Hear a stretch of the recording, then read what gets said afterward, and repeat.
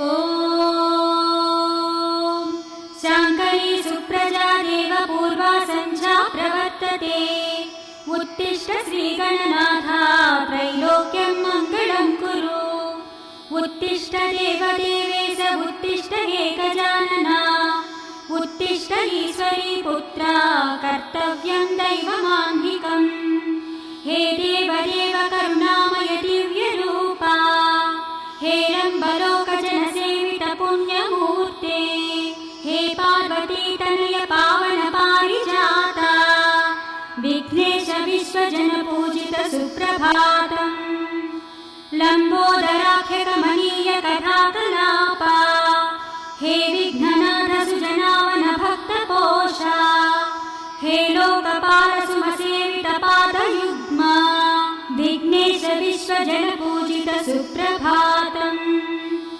ఆనంద రూపారుణోదయ కాంతియుక్త వ్యాసాది దివ్య ముని పూజిత నవ్య పాద బ్రహ్మాది దేవగణ వందిత వేదమూర్తే విఘ్నేశ విశ్వజన పూజిత సుప్రభాతం హే సుందరాస్య గజవక్త గణేశ స్వామిన్ హే భక్త పూజ్య గణనాథ చతుర్భుజాస్య శ్రీచందనాది సుమసేవిత దివ్య దేహ విఘ్నేశ విశ్వజన పూజిత సుప్రభాతం విద్యా స్వరూప వివిధోజ్వల కార్య రూప హే వేద వేద్య గణనాయక గానలోల హే భక్త పాల శరణాగత పారిజాత విఘ్నేశ విశ్వజన పూజిత సుప్రభాతం హే మామహస్త ఘన మూషిక వాహనేశ శ్రీశూర్పకర్ణ నిజ పాప వినాశ హేతో హే వక్రతుండ సుర పావన సూర్య తేజ విఘ్నేశ విశ్వజన పూజిత సుప్రభాతం హే శర్వపుత్ర శరణాగత పోషకార్య శ్రీకార రూప కరుణాకర కల్పభూజ ఓంకార రూప శుభవారణ వేషమూర్తే విఘ్నేశ విశ్వజన పూజిత సుప్రభాతం ఆరాధ్య దేవ చరాచర విశ్వవేద్య హే శంభుపుత్ర సురవందిత పాదయుగ్మా హే సోమ సూర్య నిజ పావక పుణ్యనేత్ర విఘ్నేశ విశ్వజన పూజిత సుప్రభాతం హే సిద్ధి బుద్ధి నిజ మానస రాజహంస అజ్ఞాన ఛేదన సనాతన సాధు పోష షట్చక్రవాస సుర సేవిత సుందరాస్య విఘ్నేశ విశ్వజన పూజిత సుప్రభాతం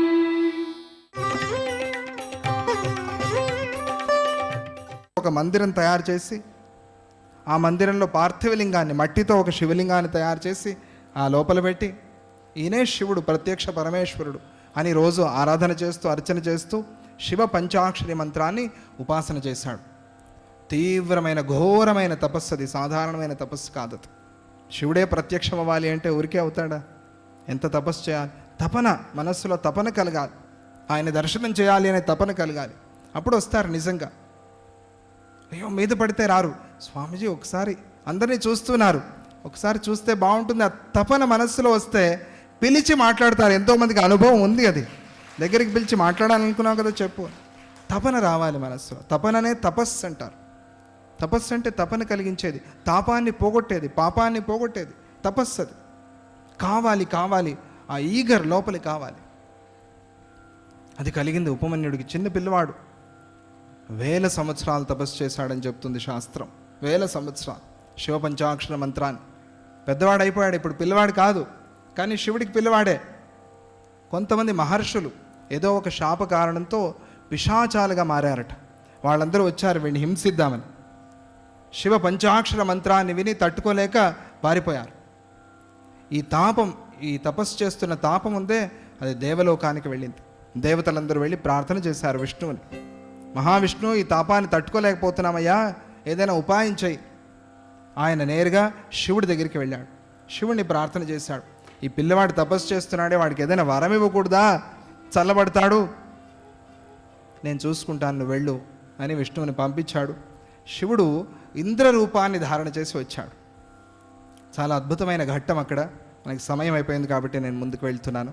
బ్రహ్మాండమైన స్తోత్రాలు ఉన్నాయి ఆ సందర్భంలో. శివపురాణంలో ఇంద్ర రూపాన్ని ధారణ చేసి వచ్చాడు పరీక్ష చేద్దామని. శివుడి మీదే మనస్సా వేరే ఏమైనా మనస్సులా అని వచ్చి అడిగాము, కష్టం ఉందండి అని. ఈ కష్టం పోవడానికి ఏదో ఉపాయం చెప్పారు. మనం పూర్తిగా ఆ ఉపాయాన్ని పాటించలేదు. ఈ లోపలే ఏదో ఇంపేషన్సీ మనస్సులో, అయ్యో పోలేదు, వెంటనే వెళ్ళిపోవాలి మనకి తక్షణం. ఈ కష్టం ఎన్ని ఏళ్ల నుంచి చేసిన పాప బలంగా వచ్చింది ఆలోచన చేయం, కష్టం మాత్రం వెంటనే వెళ్ళిపోవాలి. వెళ్ళలేదు. ఇంకా వేరే ఏమైనా ఉపాయాలు ఉన్నాయి అటు ఇటు, ఇంకెవరైనా ఉన్నారా, జాతకాలు చెప్పేవాళ్ళు ఎవరైనా ఉన్నారా, వెతుకుతాం. అలా వీడికి ఏమైనా మనస్సు చంచలం అవుతుందా అని పరీక్ష చేయటం కోసం శివుడు ఇంద్ర రూపాన్ని ధారణ చేసి వచ్చాడు. శచీపతిగా, శచీదేవి పక్కన ఉంది. ఇంద్రుడు ఐరావతం ఎక్కి వచ్చాడు. దేవగణాలు ఇంద్రగణాలు అన్నీ వచ్చాయి. ప్రత్యక్షమయ్యాడు. పిలిచాడు పిల్లవాడిని, ఉపమన్యు నేను వచ్చాను ఇంద్రుడిని, లే ధ్యానం నుండి. లేచాడు, చూశాడు. నమస్కారం, చాలా సంతోషం ప్రభు, ఇంద్రుడు నువ్వు వచ్చావు, నాకు చాలా ఆనందమైంది. నమస్కారం చేశాడు. ఏం కావాలి, వరం కోరుకో. అప్పుడు ఆ పిల్లవాడు ఏమడిగాడు తెలుసా, అచంచలమైన భక్తిని, శివభక్తిని నాకు అనుగ్రహించు అంటే. అప్పుడు ఇంద్ర రూపంలో ఉన్న శివుడు చాలా గొప్ప సంభాషణ అది. ఏ శివుణ్ణి ఎందుకు పట్టుకున్నావు? శివుడు నిర్గుణుడు, నిరాకారి, దేవ బహిష్కృతుడు, దేవతల ఆ సంఖ్యలో ఆ లిస్టులో లేడు శివుడు. ఆయన ఎందుకు పట్టుకున్నావు నువ్వు? నన్ను పట్టుకో, నేను కదా దేవప్రభువుని, దేవేంద్ర దేవరాజా అని పిలుస్తున్నారే నన్ను పట్టుకో, నేనేం కావాలో ఇస్తాను నీకు అని శివనింద చేశాడు. ఈ పిల్లవాడు ఇన్నేళ్లు తపస్సు చేసి ఈ శివనింద వినటం కోసమా నేను తపస్సు చేశాను. ఎక్కడైతే శివనింద, గురునింద, దేవనింద, మాతృనింద వినిపిస్తోందో ఆ స్థలంలో ఉండకూడదు, అక్కడి నుంచి పారిపోవాలి, చెవులు మూసుకోవాలి. వీలైతే వాదించి ఓడించి గెలవాలి. వీలు కాలేదు, ఎందుకండి వాడితో పోటీ, వాడితో ఎందుకండి ఫైటింగ్ మనకి అనుకుంటే వెళ్ళిపో అక్కడి నుంచి. అలా నేను శివనిందని వినలేను. నువ్వు శివనింద చేశావు, కానీ నిర్గుణ తత్వాన్ని కూడా చెప్పావు. శివుడు నిర్గుణుడు అని చెప్పావే, అది చాలా మంచి మాట. ఏదో కొద్దిగా సంస్కారం ఉంది నీకు, తెలియక అన్నావు, తిట్టావు శివుణ్ణి, కానీ తెలియక నిర్గుణుడు అన్నావు. చాలా మంచిది, నిర్గుణుడే శివుడు. కానీ సమస్త గుణాలకి ఆధారభూతమైన వాడు, అన్ని గుణాలని ఇచ్చేవాడు, గుణాన్ని మెచ్చుకునేవాడు, త్రిగుణాలకు అతీతమైన వాడు. అటువంటి శివుణ్ణి నిర్గుణతత్వాన్ని చెప్పినా కూడా శివనింద చేశావు కాబట్టి నేను ఇక జీవించి ఉండకూడదు. శివనిందని విన్నాను కాబట్టి నేను దేహత్యాగం చేయాలి. శివనింద చేశావు కాబట్టి నువ్వు బతికి ఉండకూడదు. ఇంద్ర రూపంలో ఉన్న శివుడికి చెప్తున్నాడు ఈ పిల్లవాడు. ఏం చేస్తాను, అందుకనే ఈ భస్మం ఉంది కదా, దీనిలో అఘోర మంత్రాన్ని ఆవాహన చేసి ఈ అఘోర మంత్రంతో నిన్ను సంహారం చేస్తాను అని సంకల్పం చేశాడు. చాలా శక్తివంతుడు, చాలా తపస్సు చేశాడు కదా, ఆ శక్తి కూడా వచ్చిందేమో ఉపమన్యుకి. భస్మాన్ని తీసుకున్నాడు, అఘోర మంత్రాన్ని, అఘోరాన్ నాస్తి పరో మంత్ర, అఘోర మంత్రం కన్నా గొప్ప మంత్రం లేదు శివ ఆరాధనలో అని చెప్తారు. అఘోరే ఏభ్యో తఘోరే ఏభ్యో అంటారే. ఆ అఘోర మంత్రం, అఘోర రూపం స్వామిది. ఒక ముఖం, 5 ముఖాల్లో ఒక ముఖం, అఘోర ముఖం. ఆ అఘోరాస్త్రాన్ని ఆవాహన చేశాడు భస్మంలో. ఇక ఆ అస్త్రాన్ని ప్రయోగించి తాను కూడా ఏకకాలంలో లోన ఆ సతీమాత ఆ యోగాగ్నిని రగిలించుకుని ఆ యోగాగ్నిలో తాను కూడా దేహత్యాగం చేసినట్టుగా లోన యోగాగ్నిని రగిలించుకోవాలి అని సంకల్పం చేసి ఏకకాలంలో ఆ ఇంద్రుడు కూడా వచ్చాడు అక్కడ వేషాన్ని వేసుకుని. ఆ ఇంద్రుడు శరీరాన్ని విడిచేయాలి, తాను శరీరాన్ని విడిచేయాలి, ఇది సంకల్పం. ప్రయోగించాడు అఘోరాస్త్రాన్ని. అప్పుడు ఆ ఇంద్రుడు, ఇంద్ర రూపంలో ఉన్న శివుడు తన నిజస్వరూపాన్ని ధారణ చేశారు. హర నమః పార్వతీపతయే హర హర మహాదేవ్. ఇంద్ర రూపం పోయింది, శివరూపం వచ్చింది. నందిని ఆజ్ఞాపించాడు, వెళ్ళి పట్టుకో, ఆ అఘోరాస్త్రాన్ని ఏమైపోతుందో తెలియదని. నందీశ్వరుడు వెళ్ళి ఆ అఘోరాస్త్రాన్ని పట్టుకున్నాడు.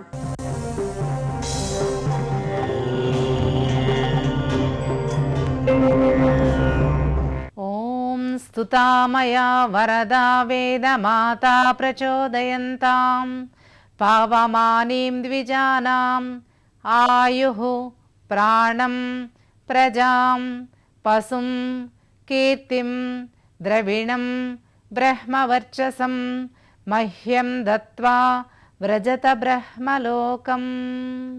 ఈ మంత్రం అథర్వ వేదంలో 19వ కాండం 71వ సూక్తంలో మొదటి మంత్రం.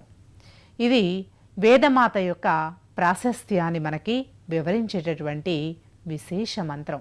మానయతి సా మాత, మనకి శిక్షణనిచ్చి పాలించి రక్షించేది మాత. అటువంటి ఉన్నతమైనటువంటి వ్యక్తిత్వం కలిగినటువంటి తల్లి మనని ఏ విధంగా పోషిస్తుందో అదేవిధంగా వేదమాత కూడా మనని రక్షిస్తుంది, పాలిస్తుంది, పోషిస్తుంది అనడంలో ఎటువంటి సందేహము లేదు. విద్యావంతులుగా సంస్కారవంతులుగా తన సంతానాన్ని తల్లి ఏ విధంగా సంరక్షిస్తుందో అదేవిధంగా ఈ వేదమాత కూడా తన యొక్క వేద అధ్యయనం ద్వారా సంస్కరించబడినటువంటి వేద అధ్యయనం ద్వారా ద్విజులైనటువంటి తన సంతానానికి ఏ విధమైనటువంటి లాభాలు చేకూరుస్తుందో, ఏ విధమైనటువంటి వరాలను ఇస్తుందో ఈ వేదమంత్రం ద్వారా మనకి తెలియచెప్పడం జరిగింది. స్తుతామయ వరద వేదమాత, నేను ఆ పరమేశ్వరుణ్ణి ఈ వేదమంత్రం ద్వారా తెలియచేస్తున్నాను. ఎవరైతే వేదాన్ని అధ్యయనం చేస్తారో, వేదమాతని స్తుతిస్తారో, వేద విహితంగా కర్మలు చేస్తూ ఆచరిస్తారో వారికి నేను ఈ క్రింది విధమైనటువంటి లాభాలను చేకూరుస్తాను అని ఈ వేదమంత్రం ద్వారా పరమాత్మ మనకు ఉపదేశించడం జరిగింది. ఆయువు అంటే సంపూర్ణమైనటువంటి ఆయువుని, అది కూడా ఆరోగ్యంతో కూడినటువంటి సంపూర్ణ ఆయువుని ప్రసాదిస్తుందట. అలాగే పటిష్టమైనటువంటి ప్రాణశక్తి. మరి మనకు పటిష్టమైనటువంటి ప్రాణశక్తి కలగాలి అంటే భగవంతుణ్ణి ప్రార్థించడంతో పాటుగా వేద అనుకూలంగా వేద విహిత కర్మలు అంటే ప్రాణాయామాన్ని మనం ఎప్పుడైతే చేస్తామో, సాధన చేస్తామో అప్పుడు మనకు పటిష్టమైనటువంటి ప్రాణశక్తి మనకి లభిస్తుంది. తరువాత ప్రజాం అంటే చక్కని సంతానం, సంస్కారవంతమైనటువంటి సంతానాన్ని ప్రసాదిస్తుందట. పశుం పాడినిచ్చేటటువంటి పశువులు, కీర్తి ప్రతిష్టలు అనేవి ధనం ద్వారా వస్తాయి, మనం చేసేటటువంటి పనుల ద్వారా కూడా మనకి లభిస్తాయి. కానీ కీర్తిరస్య సజీవతి, మనం చనిపోయిన మరణానంతరం కూడా మనని యశస్సుతో కీర్తి ప్రతిష్టలతో మనం ఎప్పుడూ కూడా విరాజిల్లేటటువంటి కీర్తి మనకి ఆ వేద కర్మల్ని నిర్వర్తించడం వలన లభిస్తాయట. ద్రవిణం, ఈ ద్రవిణం కూడా అంటే ధనం కూడా అనేక రకాలుగా మనకు లభిస్తుంది. కానీ అగ్నేయనయ సుపధారాయే అస్మాన్, మేము మంచి మార్గంలో సంపాదించాలి అని మనం ఎప్పుడూ కూడా భగవంతుని కోరుకోవాలట. అటువంటి ద్రవిణాన్ని, దుఃఖాల నుండి మనని దూరం చేసేటటువంటి ద్రవిణాన్ని భగవంతుడు మనకి ప్రసాదిస్తాడు. బ్రహ్మవర్చసం, బ్రహ్మ యొక్క ప్రసాదించినటువంటి ఆ వేదాన్ని మనం ఎప్పుడైతే అధ్యయనం చేస్తామో బ్రహ్మవర్చస్సు, ఓజస్సు మనకి లభిస్తుంది. ఇవన్నీ భగవంతుడు మనకి ప్రసాదించడం జరుగుతుంది. ఎప్పుడయ్యా అంటే వేదాన్ని అధ్యయనం చేసి ద్విజులమైనప్పుడు, వేద ధర్మానుసారంగా మన జీవనాన్ని కొనసాగించుకున్నప్పుడు. అదేవిధంగా భగవంతుని మనం ఏమి కోరుకోవాలో కూడా మనకు తెలియదు. అటువంటిది ఈ విధంగా మనం కోరుకోవాలి. భగవంతుడిని ఎప్పుడూ కూడా సంపూర్ణ ఆయువుని, కీర్తి ప్రతిష్టలని, మంచి సంతానాన్ని, పాడినిచ్చే పశువులని మాకు కావాలని ఇవన్నీ ప్రసాదించి మమ్ము మోక్ష మార్గం వైపుగా పయనింపచేయమని చెప్పి ఈ వేదమంత్రం ద్వారా మనం భగవంతుని కోరుకుంటున్నాం.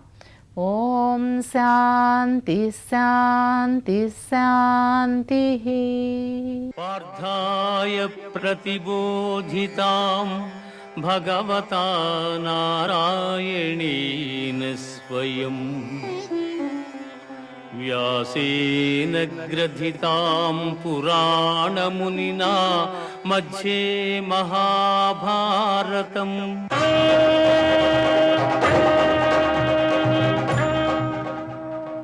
సుఖమాత్యంతికం యత్తత్ బుద్ధిగ్రాహ్యమతీంద్రియం వేత్తి యత్ర నచైవాయం స్థితశ్చలతి తత్వతః.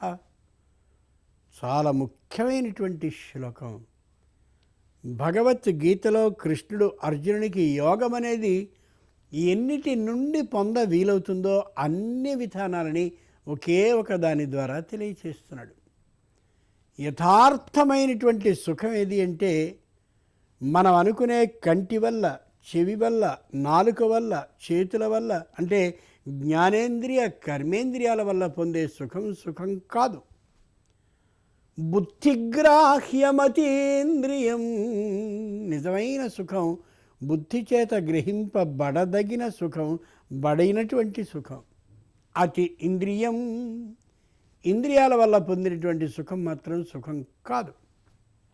వేత్తి యత్ర, ఈ విషయాన్ని ఎవడైతే తెలుసుకుంటాడో, స్థితశ్చలతి తత్వతః, ఆ ఆత్మానుభవంలో ఉండి పరమ ఆనందాన్ని పొందుతూ ఉంటాడో, నిజమైనటువంటి యోగ అభ్యాసకుడు, యోగి ఆ వ్యక్తి. మనవి చేశాను, భజన సంప్రదాయం ప్రాచీనులు ఏర్పాటు చేశారని. భజన ఒక గంట సేపు మనం చేశామని అనుకుందాం.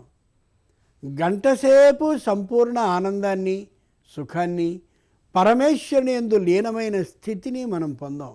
కానీ ఒక సందర్భంలో అత్యద్భుతమైన తారస్థాయికి వెళ్ళిన వేళ 2-3 నిమిషాలు మనకి తెలియని లీనమైపోయే స్థితిలోనికి వెళతాం. ఆ లీనమైన స్థితిలోనికి వెళ్ళడానికే ఆ 3 నిమిషాల పాటు వెళ్ళేటటువంటి స్థితికే ఈ 57 నిమిషాల భజన సంప్రదాయం.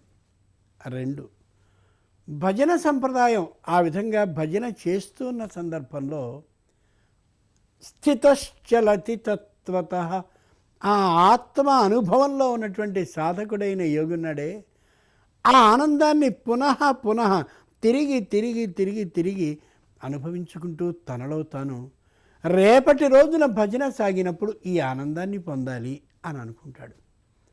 అందుచేత పరమేశ్వరుని గురించిన భజన యథార్థమైన విధంగా ఇంద్రియ సుఖానికి మించినదనే యథార్థం ఇక్కడి నుంచి మనకి తెలుస్తుంది. అలాగే ఓ మహానర్తకుడు ఉన్నాడు అని అనుకుందాం, నాట్యాన్ని చేసేటటువంటి వ్యక్తి.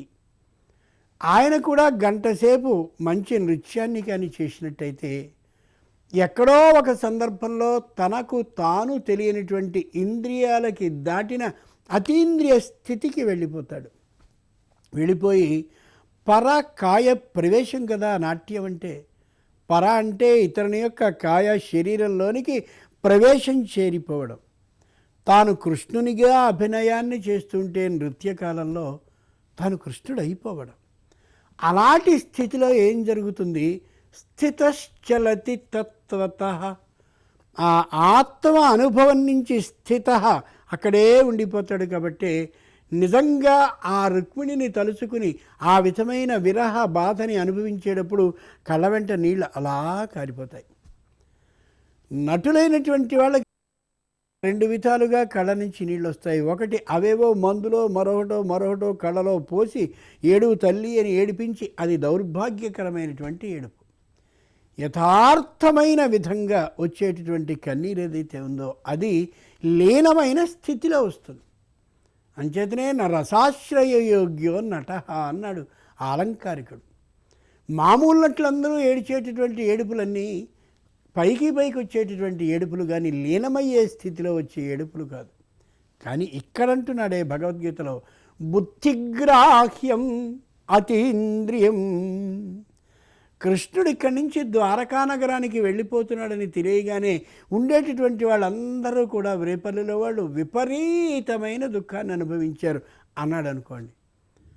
అప్పుడు వచ్చేటటువంటి దుఃఖం ఏదైతే ఉందో అది అతీంద్రియమైన దుఃఖం, బుద్ధిగ్రాహ్యమైన దుఃఖం. అలా లీనమైపోయినప్పుడు భక్తులకి కలిగేటటువంటి దుఃఖం. భక్తులకి భాగవతులకి భేదాన్ని చెప్పే దుఃఖం ఇది. భక్తులు అంటే కోరిక తీరిపోతే ఆ కష్టం గురించి ఆలోచించని వాళ్ళు భక్తులు. కోరికలు తీరడానికి ఏమాత్రమూ ఊహ లేకుండా భగవంతుడిని నేను ఆరాధించాలనే అభిప్రాయంతో ఉండేవాళ్ళు భాగవతులు. అదిగో ఆ భాగవత దుఃఖాన్ని, భాగవత సుఖాన్ని శాశ్వతంగా ఉంచుకునే తీరు ఎవరికి ఉంటుందో అతన్ని యోగి అనాలని ఈ శ్లోకం తెలియజేస్తోంది. స్వస్తి.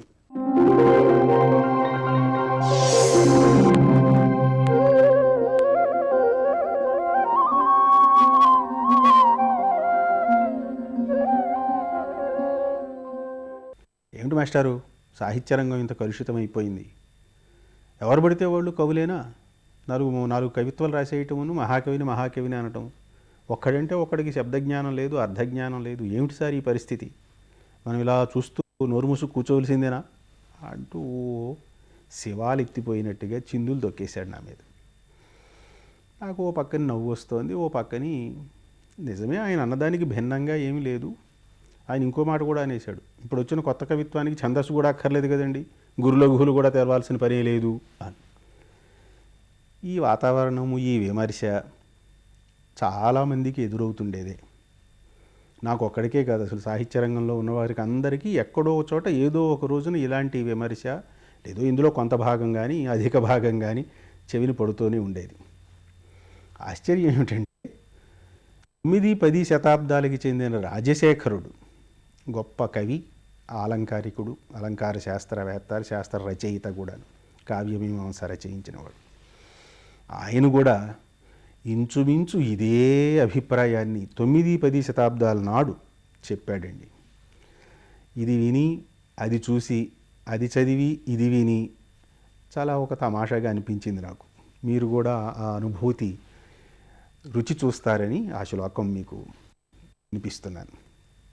స్వాధీనో రసనాంచల పరిచితా శబ్దా కియంతః క్వచితు క్షోణీంద్రో న నియామకః పరిషదశాంతాః స్వతంత్రం జగతు తద్యూయం కవయో వయం వయమితి ప్రస్తావనాహంకృతిం స్వచ్ఛందం ప్రతిసద్మ గర్జత వయం మౌనవ్రతాలంబినః అంటున్నాడు. చెప్పుకోండి అయ్యా మీ ఇష్టం, ప్రతి ఇంట్లోనూ నేను కవిని, నేను మహాకవిని అని స్వచ్ఛందం ప్రతిసద్మ గర్జత, మీరు నినాదాలు చెయ్యండి, నేను కవిని, నేను మహాకవిని, మాకేమీ అభ్యంతరం లేదు. ఎందుకంటారా, అధీనో రసనాంచల, మీ నాలుక అది మీ అధీనంలో ఉంటుంది, దానికి అడ్డేమిటి? పోనీ పరిచితా శబ్దా కియంతః క్వచితు, మీకు ఎలాగోలాగా కాసిన ఓ గుప్పిడు పదాలు మీకు పరిచయమైనవే చాలు, 10 పదాలు తెలిస్తే చాలు కదా పద్యం వేయడానికి, ఇంకేం కావాలి? పెద్ద శబ్దశాస్త్రం అంతా మధించాలా, శబ్దసాగరం అంతా ఆపోషణ పట్టాలా? ఏమీ అక్కర్లేదు. మీ నాలిక మీ ఇష్టం, మీకు పరిచయంలో 10-15 శబ్దాలు ఎలాగూ ఉండక తప్పవు, కాబట్టి లాగించేయండి, మీ ఇష్టం, కవిత్వాలు రాసేయండి అన్నాడు. పోనీ రాజుగారు ఏమైనా నియమించి, ఇదిగో ఇన్ని చదివితేనే తప్ప, ఈ శక్తులు సామర్థ్యాలు ఉంటేనే తప్ప ఎవ్వడూ కవిత్వం జోలికి వెళ్ళకూడదు అని ఏదైనా ఒక నియమం చేస్తాడా? అది సాధ్యం కాదు. అంచేత రాజుగారా నియామకుడు కాదు. క్షోణీంద్రో న నియామకః. పండిత పరిషత్తులు ఏమైనా జాగ్రత్త తీసుకుంటాయా? అసమర్థులు సాహిత్య సృష్టిలోకి వచ్చేసి దాన్ని కలుషితం చేసి, దాన్ని పరువు, దాని ప్రామాణికత దిగజార్చకుండా పండిత పరిషత్తులు ఏమైనా శ్రద్ధ వహిస్తాయా? అలాంటి పండిత పరిషత్తులు ఒకప్పుడు ఉండేవేమో, ఇప్పుడు నిద్రపోతున్నాయి అన్నాడు. పరిషద శాంతా, మరి మిగతా లోకం ఏం చేస్తుందండి? అదైనా పోనీ అడ్డుకోదా ఇలాంటి ప్రమాదాన్ని? అంటే స్వతంత్రం జగతు, దాని ఇష్టం దాంది. పైగా ఎవడైనా స్వతంత్రంగా ప్రవర్తిస్తున్నాడు అంటే అభినందిస్తుంది కూడాను జగత్తు. అంచేత ఆడము లేదు. కాబట్టి తత్ యూయం కవయో వయం వయమితి ప్రస్తావనాహంకృతిం స్వచ్ఛందం ప్రతిసద్మ గర్జత వయం మౌనవ్రతాలంబినః. అంచేత మీరందరూ మేము కవులం, మేము కవులం, మేం మహాకవులమని ఇంటింటా గర్జించండి నాయన. వయం మౌనవ్రతాలంబినః, మేము నోరెత్తితే ఒట్టు. ఓం గంగణపతయే నమో నమః, శ్రీ సిద్ధి వినాయక నమో నమః, అష్ట వినాయక నమో నమః, గణపతి బాప్పా మోరయా. గంగణపతయే నమో నమః, శ్రీ సిద్ధి వినాయక నమో నమః, అష్ట వినాయక నమో నమః, గణపతి బాప్పా మోరయా. ఓం గంగణపతయే నమో నమః, శ్రీ సిద్ధి వినాయక నమో నమః, అష్ట వినాయక నమో నమః, गणपति बाप्पा मोरया। ॐ गणपतये नमो नमः, श्री सिद्धि विनायक नमो नमः, अष्टविनायक नमो नमः, गणपति बाप्पा मोरया।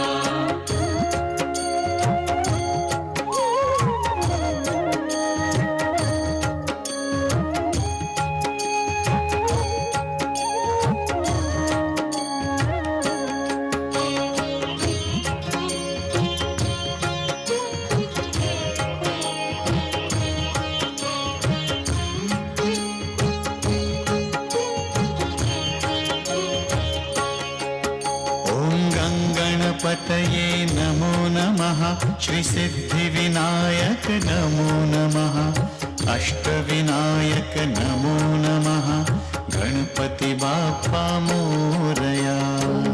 गणपतये नमो नमः, श्री सिद्धि विनायक नमो नमः, अष्टविनायक नमो नमः, गणपति बाप्पा मोरया। ॐ गणपतये नमो नमः, श्री सिद्धि विनायक नमो नमः, अष्टविनायक नमो नमः, गणपति बाप्पा मोरया।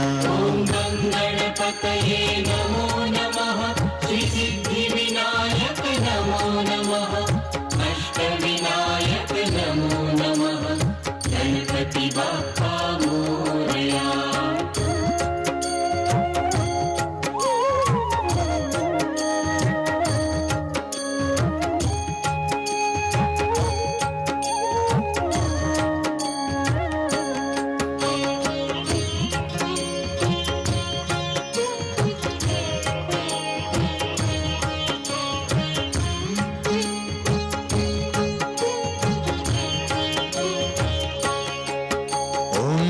गणपतये नमो नमः, श्री सिद्धि विनायक नमो नमः, अष्टविनायक नमो नमः, गणपति बाप्पा मोरया।